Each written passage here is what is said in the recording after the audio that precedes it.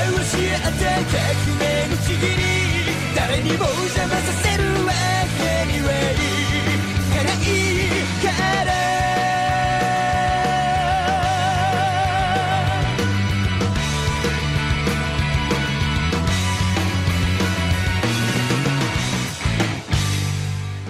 Salut à tous, j'espère que vous allez bien, en tout cas moi ça va super. On se retrouve aujourd'hui pour l'actu manga numéro 1, portant sur l'actualité manga du mois d'octobre. Les sujets du jour seront la sortie en France du manga Bungo Stray Dogs, un manga Les Fleurs du Mal annoncé en France, la prétendue suite de Naruto, une réadaptation du manga Dragon Ball, et enfin les dernières paroles d'Eiichiro Oda par rapport à son œuvre One Piece.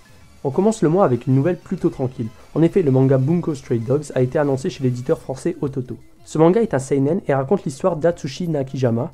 Expulsé de son centre d'accueil, il fait la rencontre d'un étrange jeune homme du nom d'Osamu Dazai, ce dernier faisant partie d'une troupe d'enquêteurs aux pouvoirs paranormaux à la recherche d'un mystérieux tigre mangeur d'hommes. On peut donc s'attendre à une œuvre surréaliste dont le scénario à mon avis ne mettra pas tout le monde d'accord de par son contenu qui semble assez spécial. Cependant, les auteurs relèvent le défi de redonner vie à de célèbres auteurs japonais du XXe siècle. On en étudie donc le but premier de cette œuvre qui est de faire découvrir au public des auteurs du XXe siècle à travers le manga. Je leur souhaite donc la meilleure des réussites.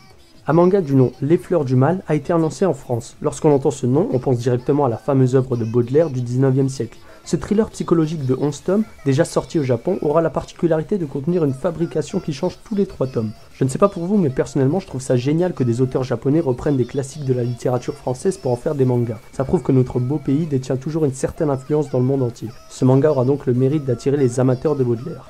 Le 4 novembre prochain paraîtra l'ultime volume de Naruto en France et celui-ci sera donc suivi d'un one-shot du nom de Naruto Gaiden qui nous présentera en quelque sorte les nouvelles générations des ninjas, mais ce one-shot sera surtout là en guise d'introduction au nouveau titre qui va suivre. Alors je ne sais pas ce que vous en pensez, d'un côté on peut se dire que c'est cool que Naruto ne soit pas encore proche de voir la fin de son histoire, mais d'un autre on peut aussi trouver ça lassant de toujours vouloir lui donner une suite, au tel point qu'au final Naruto ne sera même plus le personnage principal de l'œuvre. Il appartient donc à chacun le choix de juger si ce prolongement est une bonne idée ou pas.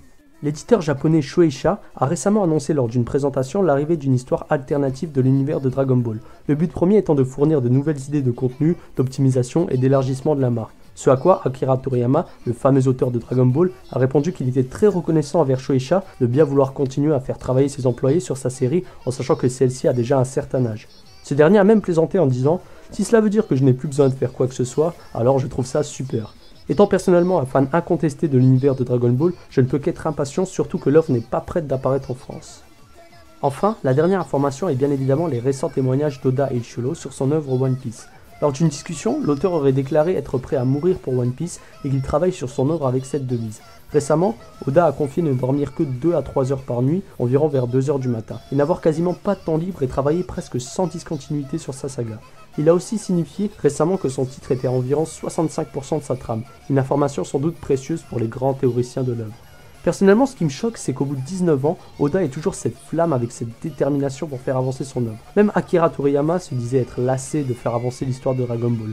Je finirai donc cet épisode en soulignant l'immense respect que j'ai pour l'auteur Eiichiro Oda. Sur ce, je vous souhaite à tous une très bonne journée et je vous dis au mois prochain. Sayonara.